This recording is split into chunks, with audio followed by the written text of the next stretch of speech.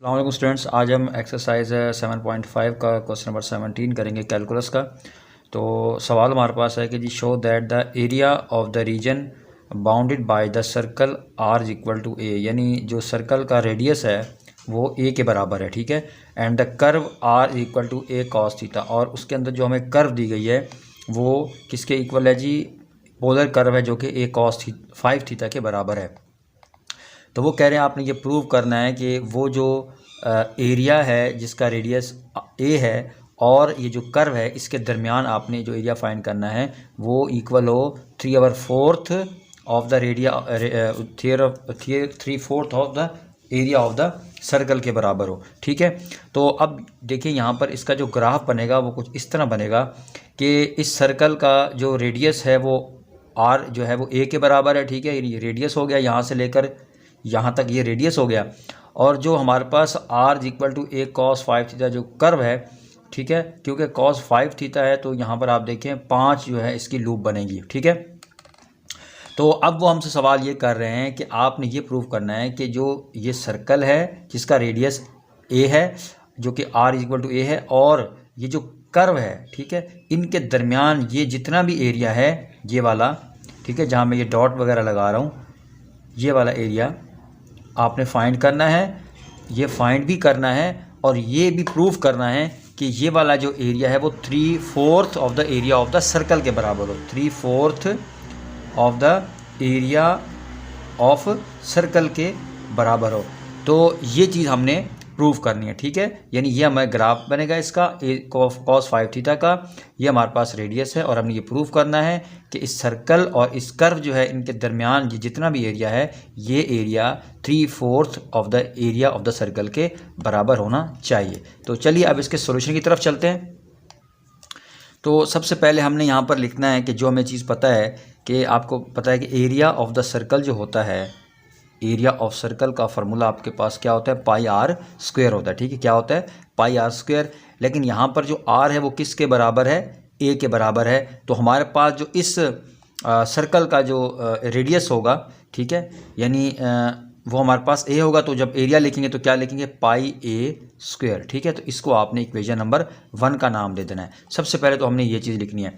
अब दूसरा जाहिर बात है हमने ये जो कर्व है, ठीक है, ये जो हमारे पास 5 इनका हम एरिया फाइंड करेंगे। तो एरिया फाइंड करने के बाद हम जो एरिया ऑफ द सर्कल है ये वाला, इसमें से वो जो एरिया ऑफ द लूप आएगा 5 इनका, तो वो माइनस कर देंगे तो ये दरमियान वाला एरिया हमारे पास आ जाएगा, ठीक है। अब हम करते क्या है कि सबसे पहले हम ये जो लूप है, ठीक है, लूप, इसका ये वाला जो हिस्सा है, ये पार्ट यहाँ से लेकर यहाँ तक ये वाला पार्ट, ठीक है, जो कि पॉजिटिव वैल्यू के अंदर होगा, ये फाइंड करेंगे। जब ये फाइंड कर लेंगे ये वाला एरिया, तो उसके बाद हम इसको 2 से जब मल्टीप्लाई कर देंगे, यानी इस एरिया की बात कर रहा हूँ, इस लूप का जो हाफ है, इसको जब मैं 2 से मल्टीप्लाई कर दूंगा तो ये मुकम्मल मेरे पास एरिया आ जाएगा इस लूप का। और वो जो आंसर आएगा, यानी वो जो एरिया आएगा इस मुकम्मल लूप का 2 से मल्टीप्लाई करने के बाद, उस आंसर को मैं किससे मल्टीप्लाई कर दूंगा? 1 2 3 4 यानी 5 से मल्टीप्लाई कर दूंगा, तो मेरे पास क्या आ जाएगा? इस पूरे जो ये 5 लूप है इसका एरिया आ जाएगा। उसको फिर मैं एरिया ऑफ द सर्कल जो है उससे माइनस कर दूंगा, तो मेरे पास ये दरमियान वाला एरिया आ जाएगा जो कि रिक्वायर्ड है, ठीक है। तो सबसे पहले अब क्योंकि हमने ये वाला ऊपर वाला एरिया फाइंड करना है, तो सबसे पहले हमें क्या चाहिए जी? लिमिट चाहिए कि कहाँ से लेकर कहाँ तक हमारे पास ये लूप होगी, हमें लिमिट भी फाइंड करनी है। तो उसके लिए हम क्या करेंगे? सबसे पहले ये जो आर है, ठीक है, ये वाला आर, इसको हमने 0 को इक्वल पुट कर देना, ठीक है। तो आप लिखेंगे फॉर फाइंडिंग लिमिट्स। लेकिन लिमिट्स फाइंड करने के लिए आपने क्या करना है कि put r is equal to 0, ठीक है। यानी ये जो r है इसको 0 के इक्वल अगर पुट कर दें तो हमारे पास क्या आ जाएगा? a cos theta is equal to 0 आ जाएगा, ठीक है। अब ये जो a मल्टीप्लाई हो रहा है ये वाला, ठीक है, तो ये जब इस साइड पे आएगा ये डिवाइड हो जाएगा, तो ये भी हमारे पास क्या हो जाएगा? cos theta is equal to 0 के बराबर हो जाएगा, ठीक है। तो अब यहाँ से आपने नेक्स्ट क्या फाइंड करना है? सॉरी, यहाँ पर ये क्या आ जाएगा? cos 5 थीटा आ जाएगा, ठीक है। ये क्या था? यहाँ पर a cos 5 थीटा था, ठीक है। यहाँ पर भी क्या आ जाएगा? 5 थीटा आ जाएगा। तो अब जाहिर बात है ये cos इन्वर्स इधर आ जाएगा, इन्वर्स हो जाएगा cos इन्वर्स 0। और आपको पता है cos 0 किस एंगल पे होता है? पाई बाई 2 के ऊपर होता है, ठीक है। अब ये जो 5 यहाँ डिवाइड हो रहा है, इधर आके यहाँ मल्टीप्लाई और इधर आके डिवाइड हो जाएगा, ठीक है, यानी पाई बाई ये 10 हो जाएगा, ठीक है। तो ये हमारे पास इसकी थीटा की वैल्यू आ जाएगी पाई बाई 10, ठीक है स्टूडेंट्स। तो अब हमारे पास जो लिमिट आएगी वो हमारी कहाँ से कहाँ तक आएगी, थीटा इज इक्वल टू 0 से लेकर theta is equal to pi by 10 तक आएगी, ठीक है। अब आप कहेंगे ये 0 तो हमने भी फाइंड नहीं किया, हमें तो हमारे पास तो एंगल पाई बाई 10 आया है। तो देखिए अगर हम इस ग्राफ को आप देखें तो ये जो हमारे पास थीटा है यहाँ पर क्या है, एंगल 0 डिग्री है, ठीक है। तो यहाँ से लेकर, ठीक है, इतना जो है हमने इसके अंडर एरिया सारा फाइंड करना है। तो ये जो एंगल बन रहा है हमारे पास वो पाई बाई 10 बन रहा है। तो थीटा इज इक्वल टू 0 से लेकर theta is equal to pi by 10 तक, तो ये हमारे पास इसकी लिमिट आ जाएगी। तो अब हमें पता है कि जो फार्मूला है area of the curve find करने का वो क्या है जी स्टूडेंट्स। जब हम एरिया फाइंड करते हैं किसी भी जो पोलर कर्व है उसका ये फार्मूला होता है 1/2 अल्फ़ा से लेकर बीटा तक आर स्क्वायर डी थीटा, जो कि जनरल फार्मूला है, ठीक है। अब आर जो है हमारे पास कितना था जी, R is equal to A cos 5 theta था, तो हमने आर स्क्वायर भी तो फाइंड करना है ना। तो आर स्क्वायर क्या आ जाएगा हमारे पास, ए स्क्वायर कॉस स्क्वायर 5 थीटा, ठीक है। ये हमारे पास आर स्क्वायर की वैल्यू आ गई। उसके बाद अल्फ़ा यानी यहाँ से लेकर हमारे यहाँ तक जो लिमिट क्या आई थी, हमारे पास जो लिमिट आई थी वो कहाँ से थी, 0 से लेकर और पाई बाई 2 तक, ये पीछे हमने फाइंड किया है। तो अब यहाँ पर क्योंकि एरिया 1 लूप की बात हो रही है, तो अगर हम यहाँ पर मुकम्मल देखें लूप, तो हम इसका फाइंड कर रहे हैं ना एरिया, तो जब हम 2 से मल्टीप्लाई कर देंगे उस एरिया को तो ये मुकम्मल एक लूप का एरिया आ जाएगा। तो इसीलिए मैं यहाँ पर क्या लिखा हुआ है, एरिया ऑफ 1 कंप्लीट लूप। तो ये हमारे पास 2 से मल्टीप्लाई कर देंगे इसको और फिर हम लगा देंगे फार्मूला 1/2 और लिमिट हमारी कहाँ से कहाँ तक है जी, 0 से लेकर पाई बाई 2 तक हमारी लिमिट है। और उसके बाद आर स्क्वायर की वैल्यू यहाँ पर मैंने फाइंड की है, तो ये लिख देंगे यहाँ पर A square cos square 5 theta D theta. Sorry students, ये मेरे पास था पाई बाई 10, ठीक है। यहाँ तक था क्या मेरे पास पाई बाई 10, इधर भी आ जाएगा पाई बाई 10, 0 से लेकर पाई बाई 10 तक लिमिट थी।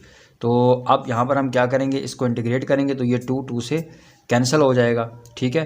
तो ये हमारे पास आ जाएगा जी, ये जो ए स्क्वायर है यहाँ पर बाहर आके क्या हो जाएगा, मल्टीप्लाई हो जाएगा।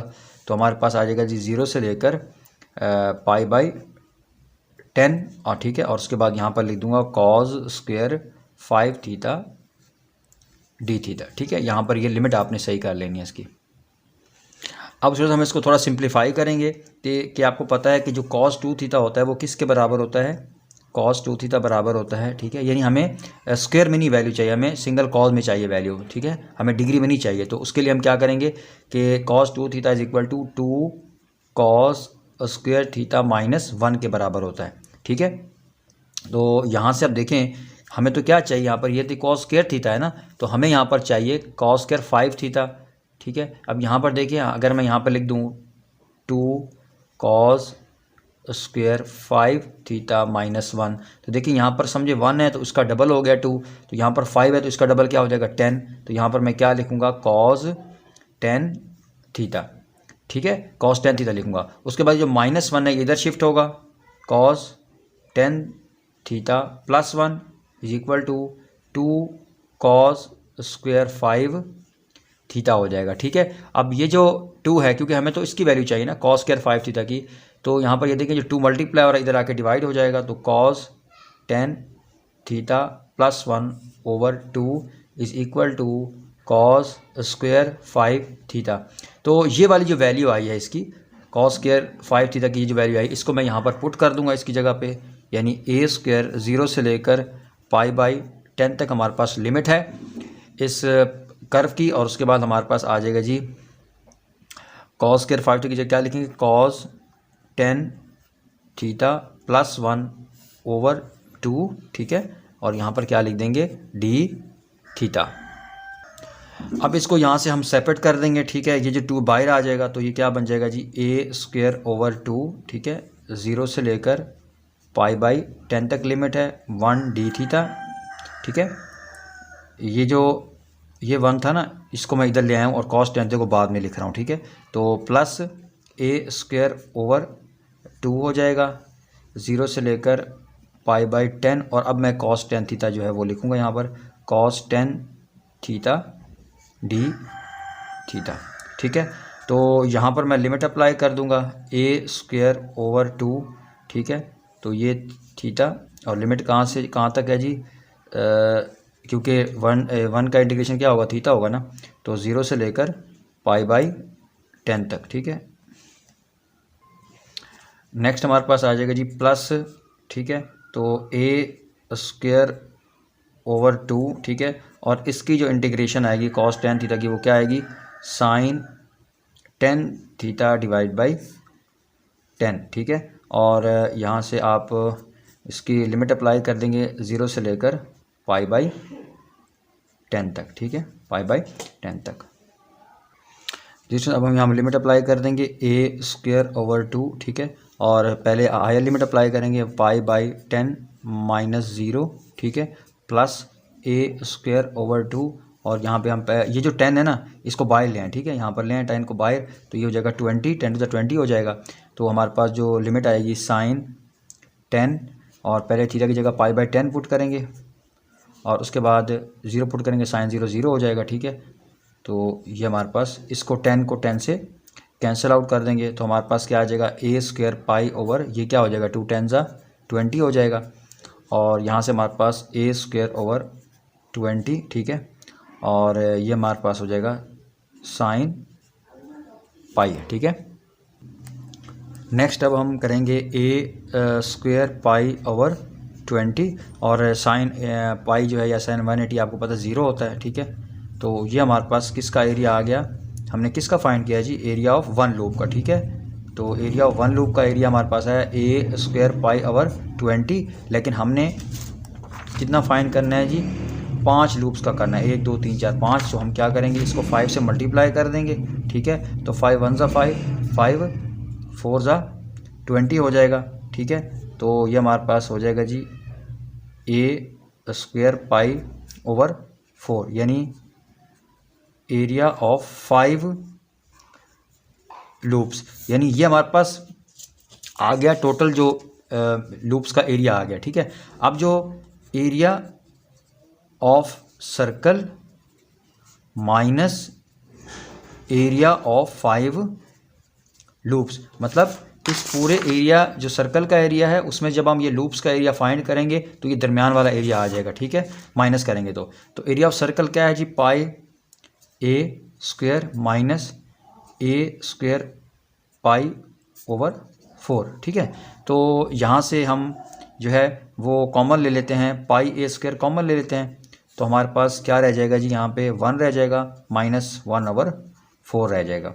ठीक है, तो इसको मज़ीद सिंप्लीफाई कर लेते हैं, तो एलसीएम आ जाएगा 4 -1 हो जाएगा ऊपर। ठीक है, तो हमारे पास जो आ जाएगा जी, इसको मैं सिंप्लीफाई करके यहाँ पहले लिख लेता हूँ, 3/4 ये πa² है। ठीक है, ऊपर आएगा तो πa²। ठीक है, तो अब देखें यही चीज़ हमने प्रूव करनी थी कि जो यहाँ पर एरिया ऑफ सर्कल है और दरमियान में जो उसका एरिया है वो 3/4 of the area of the circle है। तो हमने ये प्रूव कर लिया है कि वो जो एरिया है जो कि इनके दरमियान आ रहा है वो 3/4 of area of the circle होता है, जो हमने शुरू में लिखा था कि area of the circle πa² के बराबर होगा।